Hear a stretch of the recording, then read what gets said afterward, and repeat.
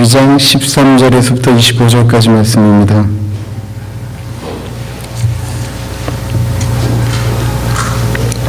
하나님의 말씀을 받들어 봉독할 때에 살아계신 하나님의 음성을 들으시기 바랍니다.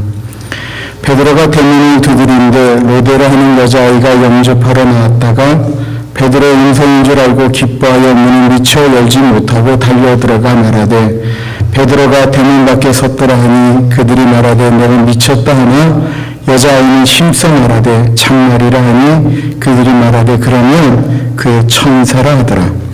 베드로가 문 두들기를 그치지 아니하니 그들이 문을 열어 베드로를 보고 놀라는지라. 베드로가 그들에게 손짓하여 조용하게 하고 주께서 자기를 이끌어 옥에서 나오게 하던 일을 말하고 또 야고보와 형제들에게 이 말을 전하라 하고 떠나 다른 곳으로 가니라. 날이 새며 군인들은 베드로가 어떻게 되었는지 알지 못하여 적지 않게 소동하니 헤롯이 그를 찾아도 보지 못하며 파수꾼들을 신문하고 죽이라 명하니라. 헤롯이 유대를 떠나 가이사랴로 내려가서 머무니라. 헤롯이 두로와 시돈 사람들을 대다이 모여하니 그들이 지방의 왕국에서 내는 양식을 먹는 까닭에 한 마음으로 그에게 나와 왕의 침소 맡은 신하 블라스도를 설득하여 화목하기를 청한지라. 헤롯이 나를 택하여 왕복을 입고 단상에 앉아 백성에게 연설하니 백성들이 크게 부르되 이것은 신의 소리요 사람의 소리가 아니라 하거늘 헤롯이 영광을 하나님께 돌리지 아니하므로 주의 사자가 고치니 벌레에게 먹혀 죽으니라. 하나님의 말씀은 흥행하여 더하더라. 바나바와 사울이 부조하는 일을 마치고 마가라는 요한을 데리고 예루살렘에서 돌아오니라. 아멘. 사도행전은 놀라운 하나님의 놀라운 이야기들이 기록되어져 있습니다. 예수님의 부활, 승천하신 후에 예수님의 이름이 어떻게 이 세상에 전파되게 되었는지 자세히 설명하고 있습니다. 아름다운 이야기들, 놀라운 이야기들로 가득 차 있습니다. 그러나 사도행전은 또한 복음을 전파하는 데에는 아픔이 동반한다라는 사실도 기록하고 있습니다. 초대교회가 가난한 사람들을 위해서 자신의 물질을 내놓은 아름다운 이야기도 있지만 그 물질을 가지고 나눔에 있어서 다툼이 일어났다라는 사실도 기록하고 있습니다. 아름답게 집사들을 뽑았지만 그 중에 아주 유능했던 스데반 집사님이 돌에 맞아 죽는 이야기도 나오고 있습니다. 빌립이 이디오피아 내시에게 복음을 전하고 사마리아에 성령이 임하는 이야기도 있지만 어제 본문에는 예수님의 제자인 야고보가 죽임을 당한 일과 베드로가 잡히는 이야기가 나옵니다. 사도행전이 되어지는 내내 우리가 알 것은 교회는 끊임없이 핍박이 있다라고 하는 사실입니다. 그럼에도 불구하고 교회가 계속해서 커져만 갔습니다. 왜 그랬을까요? 이유는 예수 믿는 사람들이 이 세상에 관심을 갖기보다는 하나님 나라에 더 큰 관심을 가졌기 때문입니다. 우리가 알아야 될 것이 하나 있습니다. 예수 믿으면 안 믿을 때보다 세상적으로는 불편한 일이 좀 더 많아진다라는 것이고 영적으로는 풍성해진다라는 것입니다. 예수 믿는데도 이 사회에서 사는데 전혀 불편함이 없다면 그분은 하나님의 사람으로 우뚝 섰던지 아니면 적당하게 믿기 때문입니다. 오늘 본문은 사실 전혀 연관성이 없는 듯한 두 가지 이야기가 기술되고 있습니다. 하나는 감옥에 갇혀있던 베드로가 극적으로 살아나는 이야기이고 다른 하나는 헤롯 왕이 교만해서 죽었다라는 이야기입니다. 그러나 이 두 이야기에는 연관성이 있습니다. 사도행전 12장 1절부터 3절은 이렇게 이야기하고 있습니다. 그때 헤롯 왕이 손을 들어 교회 중에서 몇 사람을 해하려 하여 요한의 형제 야고보를 칼로 죽이니 유대인들이 이 일을 기뻐하는 것을 보고 베드로도 잡으려 할세 때는 무교절 기간이라. 헤롯은 인기를 위해서 사람을 죽였습니다. 야고보를 잡아 죽이니까 기독교인들을 그렇게 미워하던 유대인들이 기뻐하는 것을 보게 되었습니다. 그래야 인기를 위해서 이번에는 베드로를 잡게 됩니다. 우리는 성경에서 헤롯이라는 이름이 익숙합니다. 예수님이 태어나실 때의 왕이 헤롯 왕이었습니다. 그런데 이 헤롯 왕은 유대인이 아니었습니다. 그는 에돔 사람이었습니다. 에돔 사람은요, 야곱의 쌍둥이 형인 에서의 후예입니다. 당시 이스라엘을 다스렸던 로마는 유대를 다스리는 왕으로 헤롯을 세웠던 것이었습니다. 헤롯이 처음으로 왕이 된 것은 구약과 신약 사이에 있는 역사 가운데 되어진 일입니다. 이 헤롯이 얼마나 정치적으로 유능했든지 로마의 집정관이었던 줄리어드 시저 편에 서 있다가 그가 정권을 잡을 때 이 헤롯도 힘을 갖게 되었고, 시저가 암살당한 후에 그의 아들인 옥타비니아누스와 안토니우스가 싸움을 할 때 그는 이 옥타비니아누스 편에 서서 나중에는 결국 왕까지 되게 되었습니다. 유대인의 반란도 잘 진압하였고, 그래서 결국 그는 유대인이 아니면서도 유대인의 왕이 될 수 있었던 것입니다. 그런데 유대인은 다른 민족을 개취급하는 민족입니다. 오늘 본문에 나오는 헤롯 왕은 그 헤롯 왕의 손자입니다. 그는 유대인들이 자신을 어떻게 생각하고 있는지 잘 알고 있었습니다. 그래서 그는 인기를 위해서 예수님의 제자 야고보를 죽이고 베드로를 잡았던 것입니다. 인기가 무엇입니까? 이 세상에 있는 게 인기입니다. 인기는요, 내 자신을 위한 것입니다.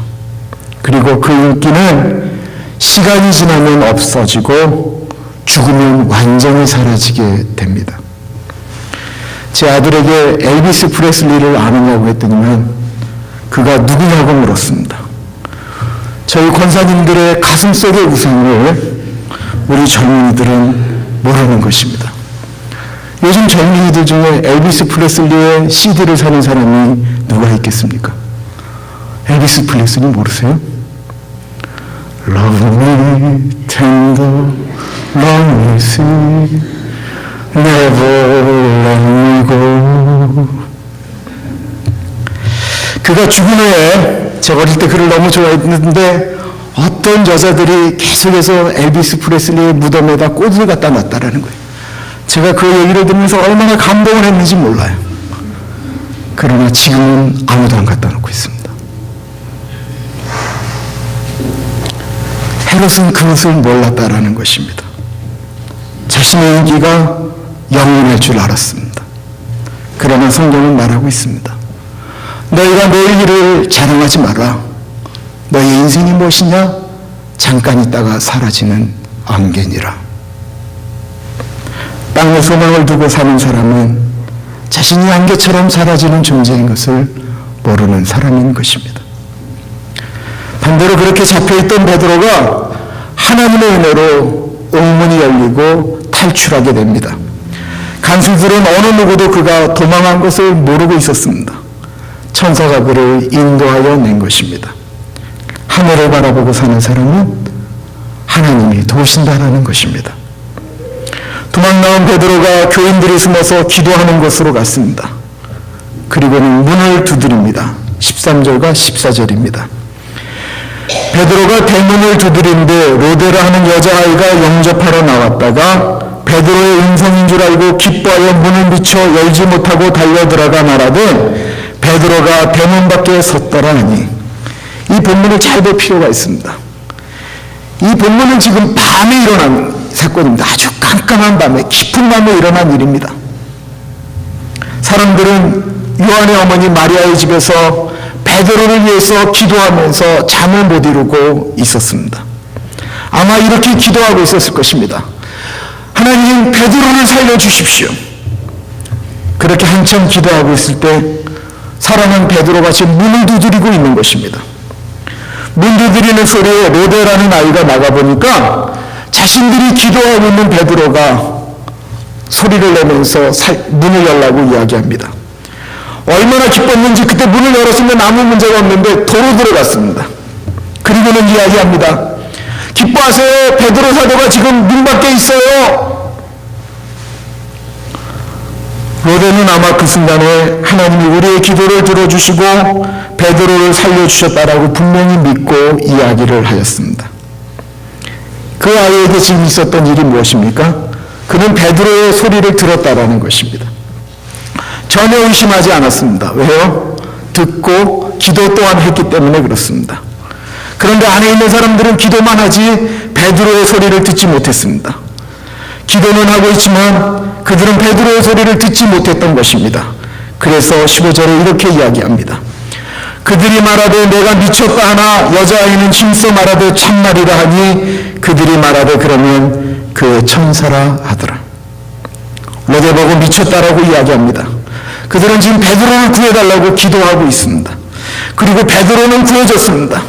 그런데 베드로가 구해져서 왔다라고 이야기하는 그의 목소리를 들은 로데 보고 사람들은 미쳤다라고 말하고 그래도 아이가 우기니까 그러면 그 사람은 베드로의 천사다라고 말을 한다라는 것입니다.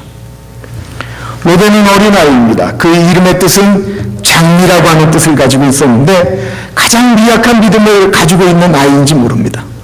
문을 두드립니다. 다른 사람들은 열심히 기도하는데 이 아이는 기도하는 게 싫어서 그런지 눈을 뜨고 있습니다. 아이들이 그러잖아요. 딴짓 부리고 있는 거예요. 다른 사람들은 열심히 기도하고 있는데 이 로데는 뭐 이러고 있는데 눈 두드리는 소리가 나는 거예요. 남들처럼 기도에 집중하고 있지 않았습니다. 반대로 거기서 기도하고는 마가의 어머니 마리아로부터 모두 훌륭한 믿음의 사람들입니다. 그런데 누구의 말이 진실입니까? 로데의 말이 참말이었습니다. 아무리 사람들이 거짓말이라고 하고 아무리 미쳤다고 얘기해도 아무리 그것은 아니라고 해도 로데의 말은 참말이었습니다. 여기서 우리가 믿음이라고 하는 것을 한번 생각해 볼 필요가 있습니다. 우리의 믿음이라고 하는 것은 사실 엄밀한 의미에서 본인이 경험한 것을 믿을 때가 많이 있습니다. 우리가 부모님에게 배운 것, 학교에서 배운 것, 교회에서 배운 것, 그리고 자신이 경험한 것만을 믿으려고 합니다. 그 외에는 우리가 잘 안 믿습니다. 우리는 기도하면 하나님이 듣는다라고 분명히 믿습니다. 그러나 실제로는 안 믿는 사람들이 대단히 많이 있습니다. 지금 기도하고 있는 이 사람들은 성령을 경험하였습니다. 부활하신 예수님도 만났습니다. 승천하시는 예수님도 보았습니다. 그리고 모여서 지금 기도하고 있습니다. 베드로를 살려주십시오.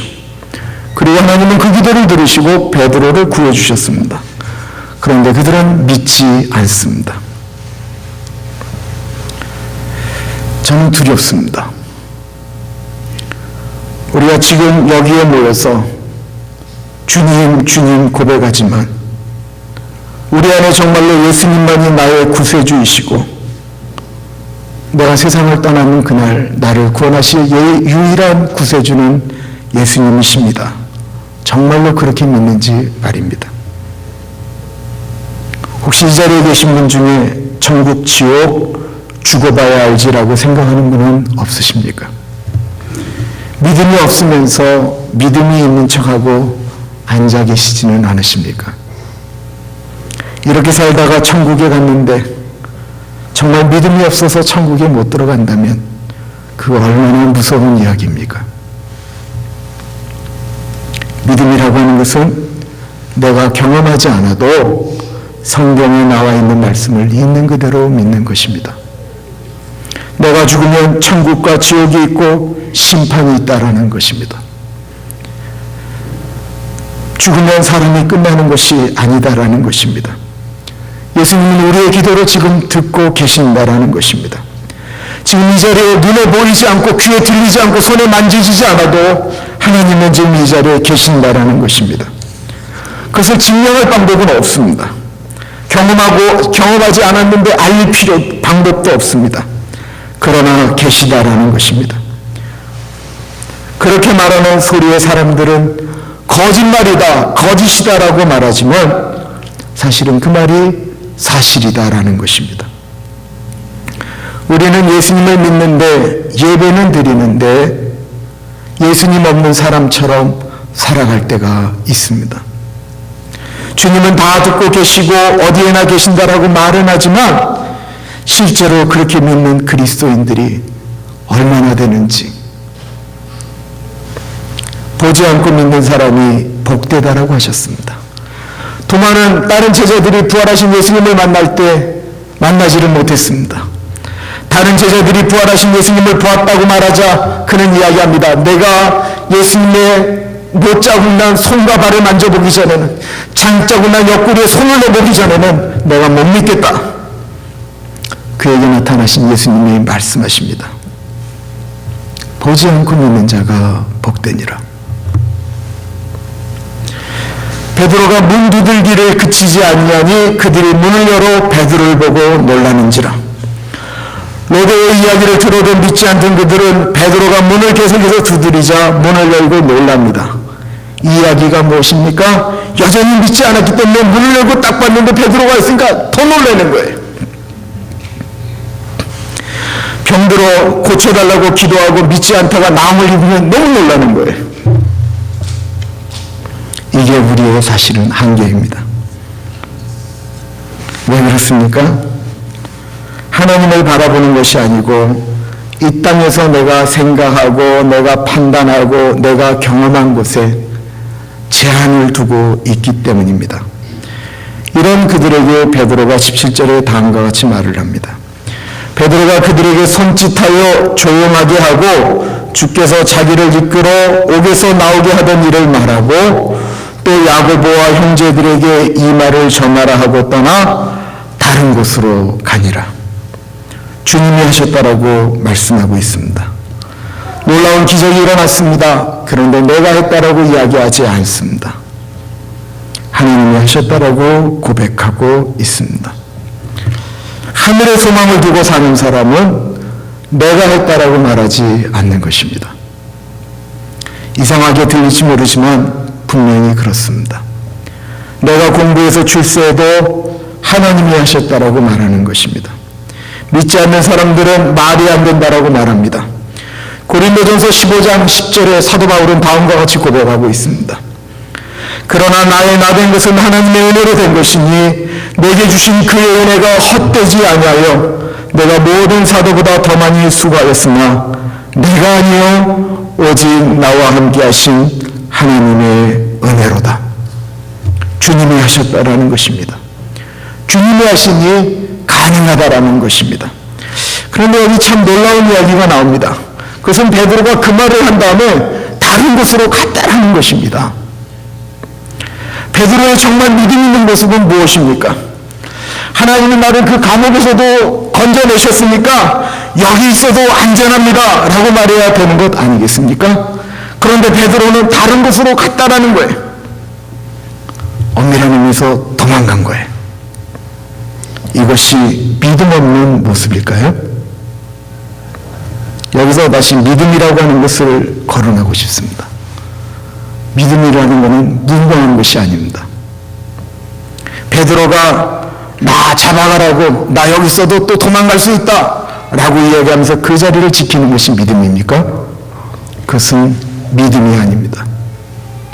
그것은 하나님을 시험하는 일입니다.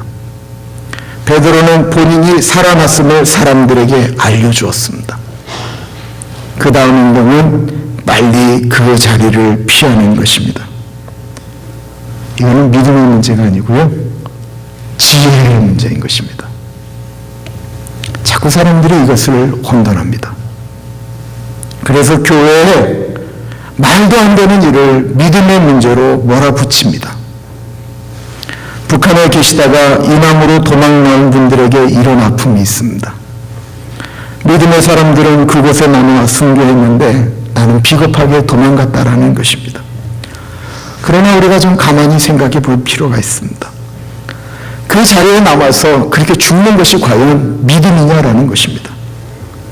이남으로 올 때 하나님은 마치 베드로를 감옥에서 구해주신 수많은 사람들을 살려주셨다라는 사실을 잊지 말아야 합니다.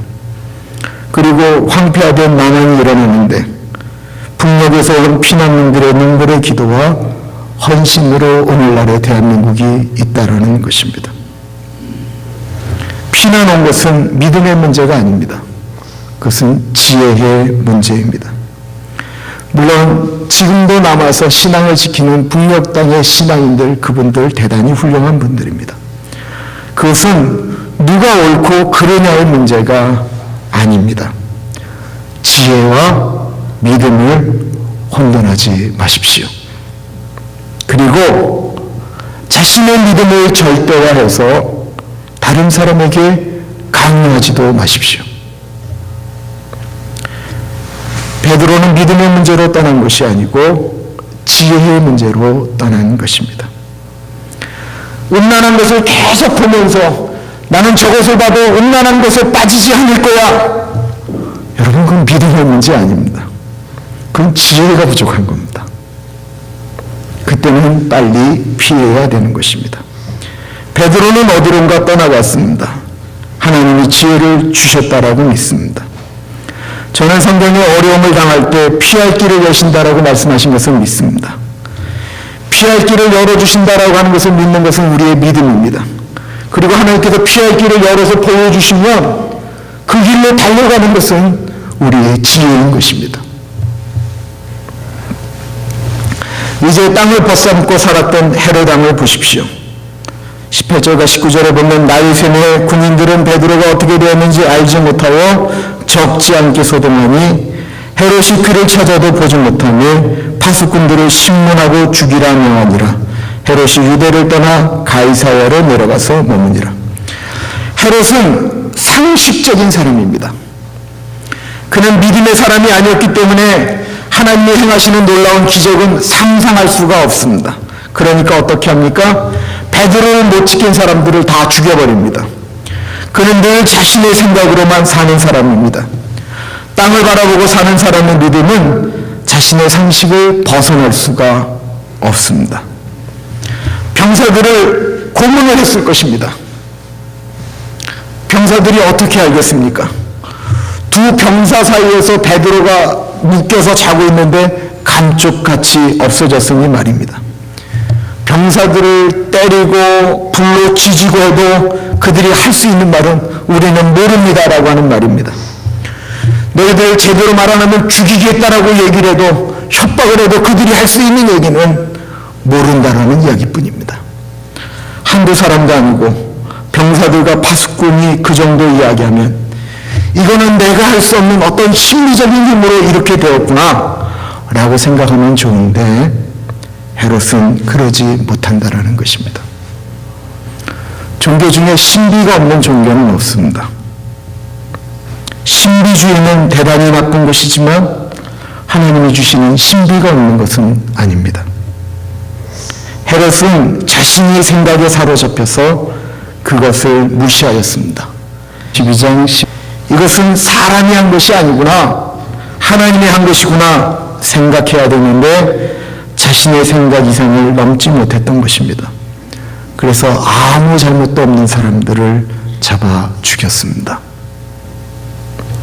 헤롯은 이 세상 너머에 계시는 하나님의 놀라운 신비를 몰랐던 것입니다. 그런 헤롯이 어떻게 죽습니까? 21절부터 23절을 보십시오. 헤롯이 나를 택하여 왕복을 입고 단상에 앉아 백성에게 연설하니 백성들이 크게 부르되 이것은 신의 소리요 사람의 소리가 아니라 하거늘 헤롯이 영광을 하나님께로 돌리지 아니하므로 주의 사자가 고치니 벌레에게 먹혀 죽으니라. 헤롯이 어느 날 사람들 앞에서 연설을 하였습니다. 그는 빛나는 왕복을 입고 연설을 했을 것입니다. 햇볕에 그의 옷이 반사되면서 반짝반짝 빛이 났을 것입니다. 그러자 밑에 있는 사람들이 아부하기 시작합니다. 이건 사람의 소리가 아니다. 이것은 신의 소리다. 이 말에 헤롯이 얼마나 기분이 좋았겠습니까? 왜 그렇습니까? 그의 시선은 이 땅에 고정되어 있었기 때문입니다. 그가 원했던 것은 앞에서 말씀드린 것처럼 인기였습니다. 그러자 그가 하나님께 영광을 돌리지 않으므로 벌레에 먹혀서 죽었다라고 이야기합니다. 유대인의 역사학자 요세푸스는 뭐라고 얘기하냐면 그가 죽은 지 5일 후에 그의 몸에서 벌레들이 나왔다라고 이야기하고 있습니다. 이 땅을 위해서 살아가는 사람은 죽으면 그렇게 아무것도 아닌 인생인 것입니다. 사람이 죽은 지 오래가 되면 이장을 할 때가 있습니다. 무덤을 옮기는 것을 이장이라고 하죠.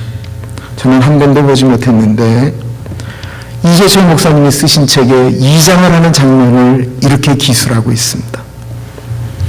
어떤 이 땅에 사는 동안 아주 귀하게 사셨던 분이 묻혔다가 그의 부인이 돌아가서 같이 합장을 하려고 이장을 하는 것을 예배를 집례한 적이 있다고 합니다.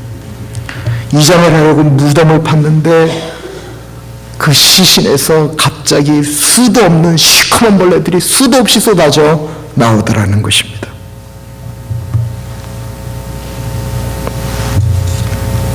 이것이 죽은 다음에 우리의 모습입니다. 말세에 대해서 디모데후서 3장은 이런 이야기를 합니다. 네가 이것을 알라. 말세에 고통하는 때가 이르리니 사람들은 자기를 사랑하며 돈을 사랑하며 부모를 거역하며 감사치 아니하며 거룩하지 아니하며 무정하며 원통함을 풀지 아니하며 참소하며 절제하지 못하며 사나우며 선한 것을 좋아 아니하며 배반하여 팔며 조급하며 자고하며 쾌락을 사랑하기를 하나님 사랑하는 것보다 더하며